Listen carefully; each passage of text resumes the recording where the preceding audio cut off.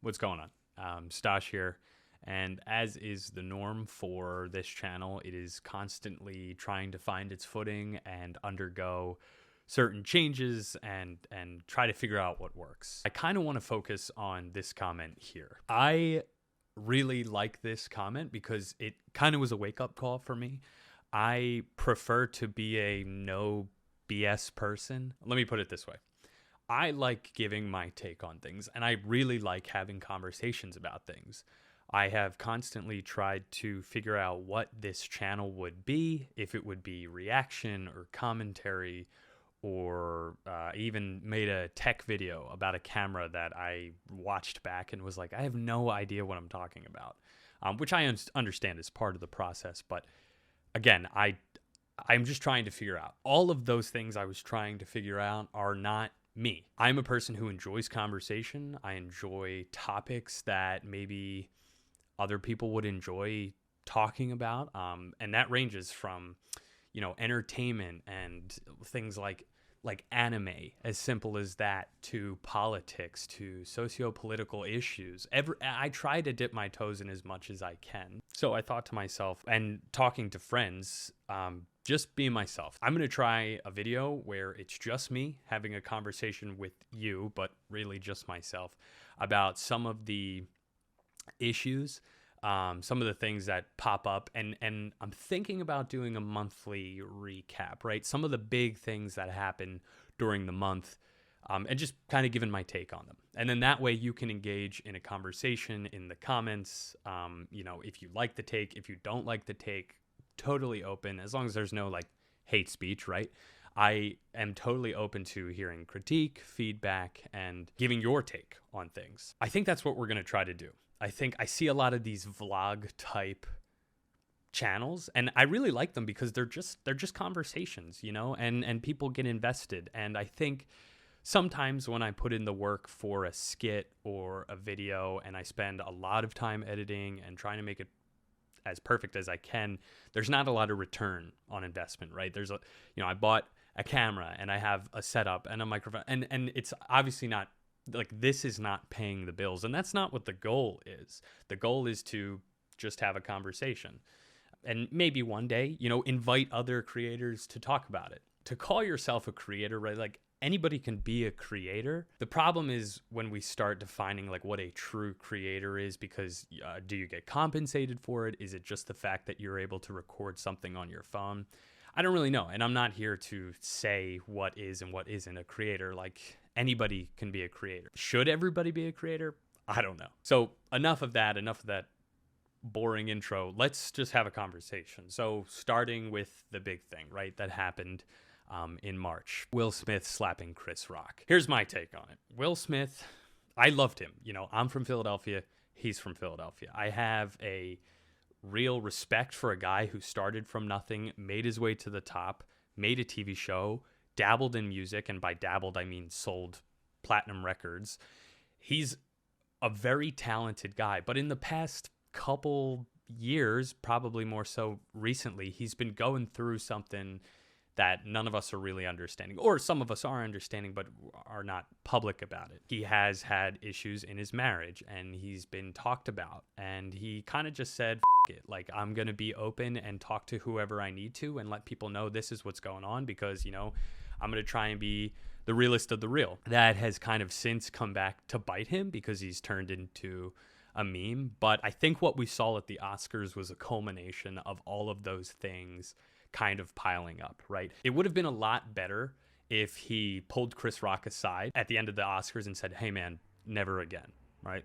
But because he decided to walk up on stage in a very Kanye fashion and slap Chris Rock, that's all everybody could talk about. I think I could tell you he won an Oscar and Coda won Best Picture, but other than that, I literally have I'm sure Dune was in there in the mix, right? But he has since chosen to overshadow his success with this dumb mistake where he smacked Chris Rock, who now is the hero in this situation. I can't personally commend Chris Rock for the joke, but here's the thing, and I understand this as someone who has tried stand-up comedy and as somebody who likes the world of stand-up comedy.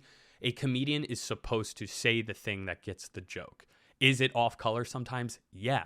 Fucking look at Chappelle. He says the most off-color shit and gets talked about, whether it's good or bad, right? No, there's no bad publicity. You're getting publicity. That's what they do. In the world of comedians, they support each other in the fact that, they understand that context is important, that the joke is supposed to get a reaction, whether it's good, bad. So now Will Smith, if he just had ignored it and let it roll off his back, nobody would have remembered. It would have not been a big deal. But because it happened, now it's the only thing that people can talk about. And in a more dramatic fashion, it took away the bigger issue that's going on in the world, which is the second thing I wanted to talk about, right? The war in Ukraine. Now, this hits a little closer to home because I'm of Polish and Ukrainian descent. This is huge. This is every day as a young person, we have to worry about when is the next catastrophe going to happen. Funny enough, I saw a tweet that was like, can we get through 1 year without having a catastrophe? And I don't think we will. I think for the rest of our lives, something will happen that will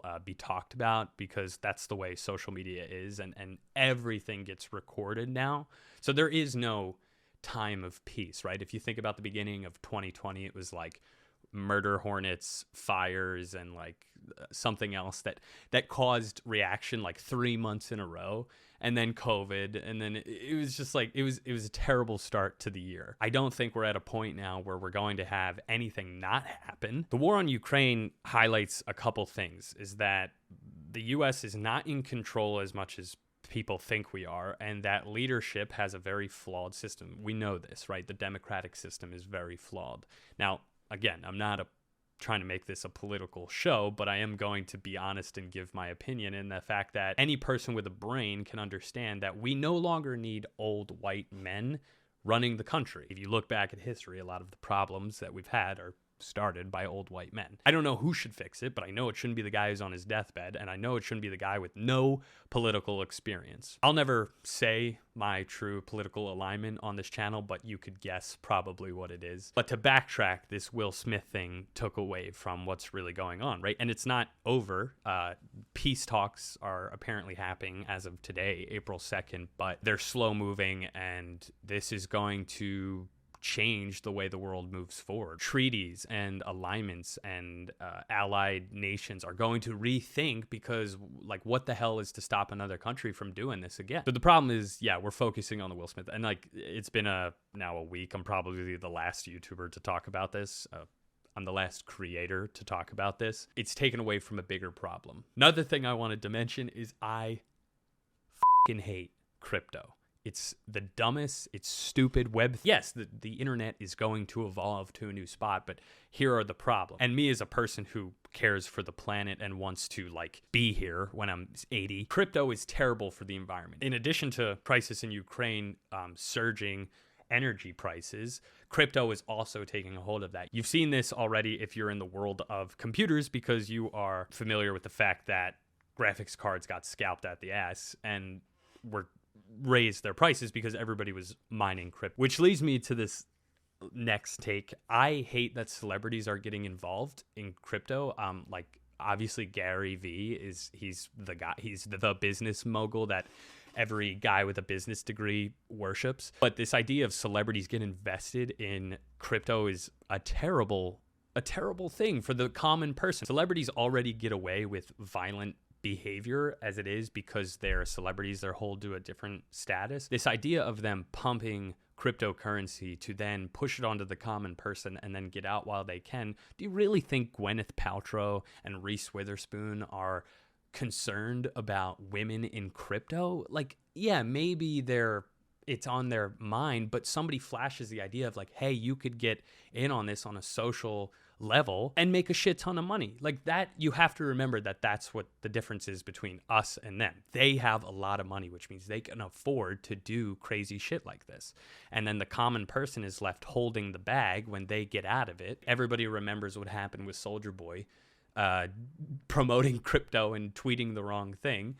It's unfortunate for people like in the creative space, because you're watching these people you respect like fall into crypto and NFT in that world. Dr. Disrespect, for example, is launching his AAA gaming development company, which he has peddled for the longest time is like, we are going to listen to the consumer. We are going to be the voice of the people. We are going to make a game that people want to play. And here he comes along and he's selling first access to it. He's selling this idea of being in a Premiere Club where you could sort of buy an NFT and have it minted. I'm not fully sure the process, but it has to do with crypto and it has to do with NFTs. So that tells us either one of two things.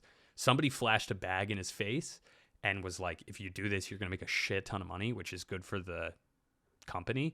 Or the company's not doing so great in their funding and is starting to struggle. Full disclosure, when he announced his gaming studio and put out the idea that people could work there, I applied. I applied, I think, for like a community manager position or something that was entry level. And I was like, hey, I have an MBA. Let me throw my hat in the ring. Do I want to work there now? No, absolutely not. I don't want to work for a place that's peddling the idea of crypto, something I'm like fundamentally against, but I doubt I'll even get an email back. I think while also I want to pivot towards talking about things going on, I also want to talk about me, right? That I think the reason people watch this channel is to establish a conversation, a relationship, a connection with me. I don't know if I ever did that. I think my very first YouTube video was cringing at old pics of myself, which, yeah, I mean, it lets you into an insight, and that's what I do. I'll make fun of myself to kind of get the laugh, right? I like being the center of attention in a room. I'm totally comfortable admitting that. But if you don't know, you've stumbled upon this channel. I was born and raised in Philadelphia. That's why some of those TikToks do well. I went to a private high school. I went to a private university where I believe I got educated to the point where I was able to think for myself and really chase things that ignite my soul. Creating YouTube videos is actually a really awesome process. I love it. It's one of the things that I actually look forward to. I just wish I had more time. So that's why sometimes my videos can be really spaced out. At a point, I was making videos every Tuesday, but I was finding that they sucked in terms of like content. So I was like, why would I do that considering nobody's really watching anyway? I'm currently a grade school teacher. I do love teaching my kids. Is it what I want to do forever? I really don't know. Anybody who is or has gone through their 20s tells you that like we have literally no idea what's going on. We're just trying to figure it out, right? The tutorial for life ended senior year of college. And for me specifically, it ended in the year of the pandemic when nobody knew what was going on. The world just shut down. So my options were scrounge for a job, work, a minimum wage, waiting tables or something like that, or continue my education. That's what I did. And I recently finished my MBA in December. Go me. And at this point, I think I'm just going to continue looking for jobs that interest me. Obviously, this would be great as a job. I think. I say that, but really without knowing the full extent of what it means to be a full-time content creator. You know, I do this, I stream, I make TikToks, and it's great, but I don't know how real hard work it is. I'd love to find out. Sorry, that's my rant there. But I am applying for jobs in tech. I really like the idea of technology and software, right? I think technology, humane technology, is going to be the thing that saves us, clean energy, combat climate change, all that stuff. And I'd like to get in on the ground floor. So all that is to say, if you're watching this, I thank you for the support. This has been a very brief excerpt. I'm not sure what long the final video length of this will be, but I'm going to try to minimize the edits, right? I'm just going to cut out the dead air where I'm like thinking to myself or stumbling over the words. And I'm not even going to watch this full thing back because I'm just going to start to cringe at myself for trying to do this idea. But if you've watched it all the way through and made it this far, please feel free to start a conversation. You can find my social links in the description. And I'm very much open to dialogue. DM me, message me, comment on things, and I'll do my best to get back to you. But thank you for watching. That being said, please check out the other socials. Check out the Twitch stream when I'm live. I go Monday, Wednesday, Friday, 8 to 11 with some intermittent streams here and there. Usually it's a good time. Thank you for taking the time to watch this. Again, not really sure. Just think I'm going with a vlog type setting where this is the easiest for me. I can talk to you. You can talk back to me eventually. Thank you for taking the time to watch. And this has been the first episode of the vlog, if you will. See ya.